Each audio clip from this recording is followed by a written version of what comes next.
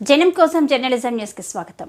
ఎడతెరిపి లేకుండా కురుస్తున్న వర్షాలకు మహబూబాబాద్ జిల్లాలో చెరువులన్నీ నిండిపోయి మత్తడితో ఉధృతంగా చెరువులపై ప్రవహిస్తుండటంతో జనం వలలు పట్టుకొని చేపలు వేటాడేందుకు పోటీ పడ్డారు. జనాలు రోడ్లపైకి వచ్చి చేపల వేట సాగిస్తున్నారు. చెరువు నుంచి బయటికి వస్తున్న వరదలో చేపలు దొరుకుతున్నాయని ఆనందం వ్యక్తం చేస్తున్నారు. చేపలు పట్టిన ప్రతి వ్యక్తి ఆనందంగా చేపలతో ఫోటోలు దిగుతూ ఎంజాయ్ చేస్తున్నారు.